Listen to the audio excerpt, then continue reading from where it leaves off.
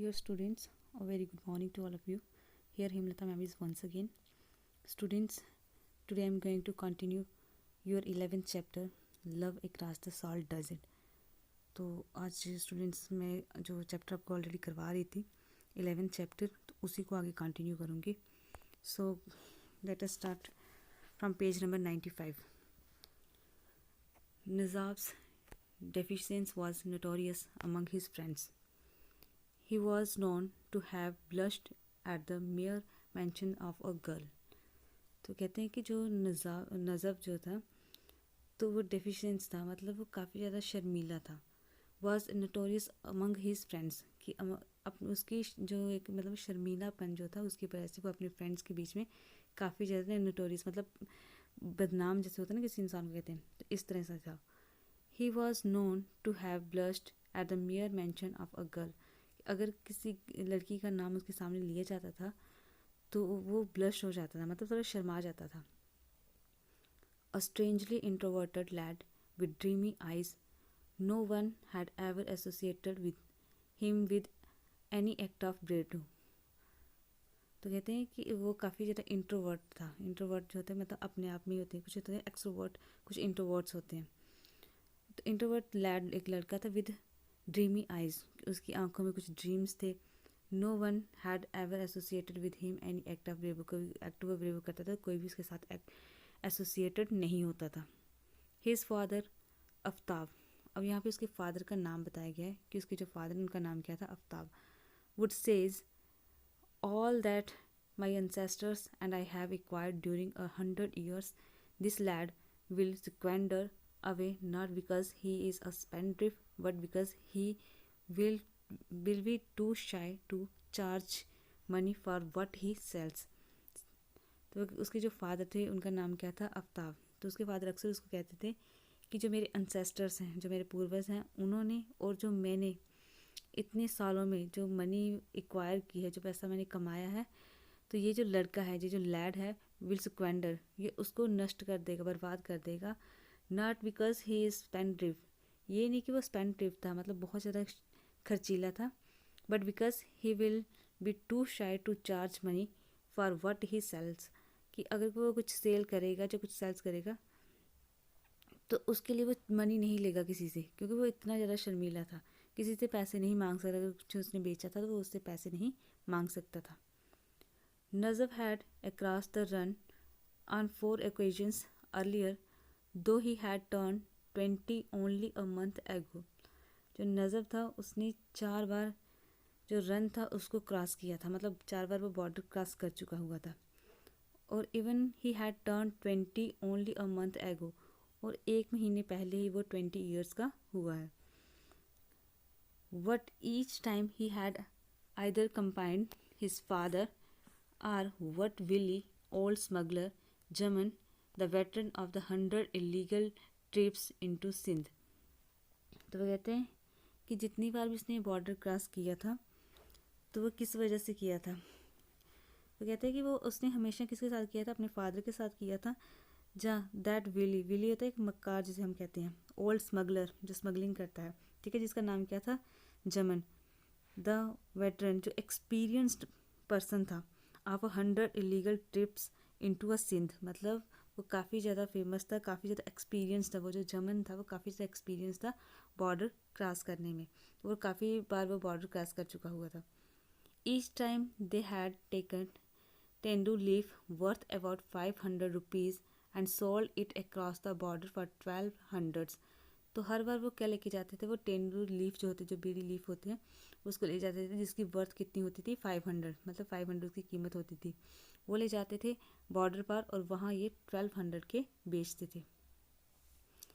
But between the pay off to the officials and to the intermediaries whose arrange the sale of the bidi leaf to the man who took the camel out to graze and to the friends or relatives who hovered them, there was a precious little left.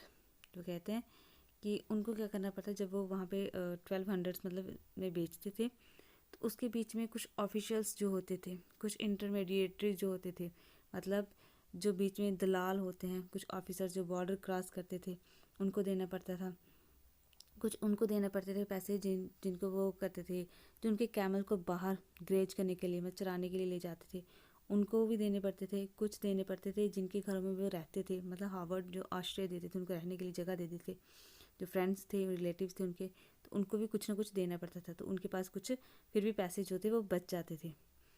It was just enough to buy some used terylene garments or clothes, and then it was time to make the long trek back across the desert. तो कहते हैं कि वो जो पैसे उनके पास बचते थे तो वो उससे अपनी जो कुछ गवर्नमेंट्स जो होते थे वो खरीद लेते थे, कुछ क्लोथ्स होते थे वो खरीद लेते थे। It was during one of this trip that he had stayed with the काले शाह द क्लोथ सेलर्स। तो कहते हैं कि जितनी उसने ट्रिप्स की थी, जितनी बार उसने बॉर्डर क्रॉस किया था नज़र ने, उनमें से एक जो उसकी ट्रिप थी वो कहाँ हुई थी, वो कहाँ पर रुके थे, काले शाह जो है उनके घर में रुके थे, जो क्लोव सेलर था, मतलब वो लौंग बेचता था। He is a distant relative of your mother, he his father had told नजब। Kale Shah was tall and well fleshed and his thick jowled face had a purple tinge about it, as if somewhere along the way it had got struck with a discolored patch। तो उसके जो father थे उसने उसको क्या कहा था कि ही is a distant relative of your mother. तो नजब के जो फादर थे उन्होंने कहा हुआ था कि ये जो काले शाह है ये आपके मदर के रिलेटिव हैं। तो अब यहाँ पे काले शाह की अपीयरेंस बता रहे हैं कि वो कैसा था। वो टॉल था, वेल फ्लैश्ड, मतलब जो काफ़ी ज़्यादा मतलब हेल्दी इंसान होता है, मोटा इंसान होता है वो था। थिक जॉल्ड, मतलब उसकी जो गर्दन के नीचे वाला जो एरिया होता है वो काफ़ी ज़्यादा थिक था। उसका जो फेस था ऐसे रेड कलर का फेस था उसका, और काफ़ी ज़्यादा मतलब उसके डिसकलर्ड पैचेस उसके फेस पर भी थे। He always wore a tehmat of black and white checks. तो वो हमेशा उसने तहमत जो है वो डाला होता था, और उसमें कौन सा प्रिंट होता है, ब्लैक और वाइट चेक होते थे जो उसने तहमत पहना होता था।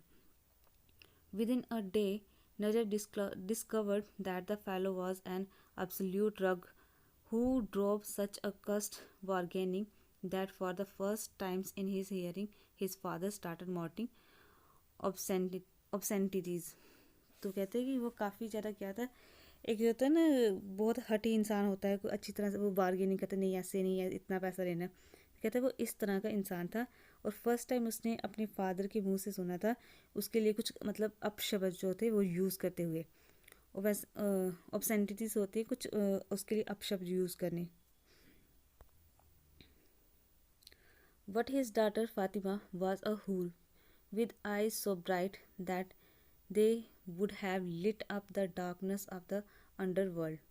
लेकिन काले शाह की जो बेटी थी उसका नाम क्या था, फातिमा। तो फातिमा जो थी वो एक हूर की तरह थी, मतलब काफ़ी ज़्यादा वो सुंदर थी। उसकी आंखें बहुत ज़्यादा चमकीली थी, वो इस तरह से लिटअप करती थी, इस तरह से चमकती थी कि अंधेरा जैसे हो गया ना कोई मतलब एक काफ़ी ज़्यादा अंधेरा जहाँ पर जैसे पताल हो गई, तो इस तरह के एरिया में भी उसकी आंखें जो थी वो चमकती थी। She was taken by his quiet pleasant young man so ready with his smile. तो वो she was taken by his quiet pleasant, मतलब वो उस लड़के की तरफ देख के, लड़का उसकी तरफ देख के स्माइल पास करता था और वो उसकी तरफ देख के स्माइल पास करती थी। But she could hardly elicit a word out of him, लेकिन वो बहुत हार्डली, बहुत ही मुश्किल थे नजर के मुंह से कोई वर्ड जो थे वो बाहर निकाल पाती थी। Fatima had been under pressure to get engaged to someone in the village known for his slur speech and the grotesque stammer. तो फातिमा जो थी उसको प्रेशर था, अंडर प्रेशर थी वो, कि उसको किसके साथ एंगेज करना, किसके साथ शादी करनी है। एक ऐसे इंसान के साथ उसको शादी करनी थी जो अच्छे से क्लियर, मतलब स्लर्ड, जो अच्छे से बात भी नहीं कर पाता था, अच्छे से बोल नहीं पाता था, प्लस ग्रॉस्टिक्यू मतलब एक डिफरेंट तरह का वो स्टैमर करता था, हकलाता था। तो ऐसे इंसान के साथ उसको एंगेज किया हुआ था, मतलब उसको शादी के लिए प्रेशराइज किया जा रहा था। Just my luck to run into mute, she laughed back.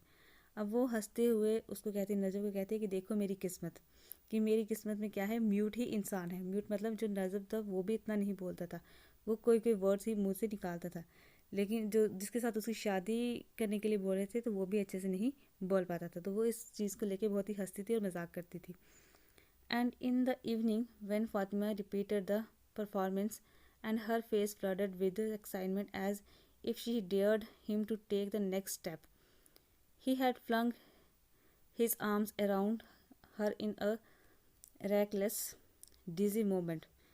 तो बड़ी मुश्किल से एक दिन उसने मतलब साहस किया ही, तो उसके जो आर्म्स थी, ठीक है, वो उसके वो की गले में डाली और काफ़ी ज़्यादा डिजी मूवमेंट था. Yes, he would come again, he told her and saw her start with disbelief, for he seems to have answers to the inarticulated questions. तो कहते हैं कि उसने क्या कहा था, नजम ने उसको कहा कि yes he would come again, कि हाँ मैं जो है वो वापस आऊँगा, क्योंकि उस फातिमा जो थी उसने उसके मुँह से नेक्स्ट स्टेप लेने के लिए बुलवा ही लिया था. तो कहते हैं कि हाँ मैं वापस फिर से आऊँगा, ठीक है. तो वो इसको बिलीफ देता है, कहता है कि मैं वापस आऊँगा. जो क्वेश्चन उसने पूछा था उस क्वेश्चन का उसने आंसर दिया. वुड ही कम अगेन, तो फातिमा उसके फिर से कहती है कि क्या वो आएगा.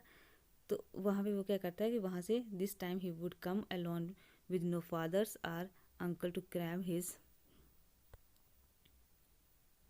स्टाइल. तो कहते हैं कि इस टाइम वो अपने फादर के साथ या किसी और के साथ नहीं आएगा, इस बार वो अकेला ही आएगा. तो स्टूडेंट्स आज यहाँ तक करवाऊँगी, इसको हम आगे कंटिन्यू करेंगे next day. So thank you, have a nice day.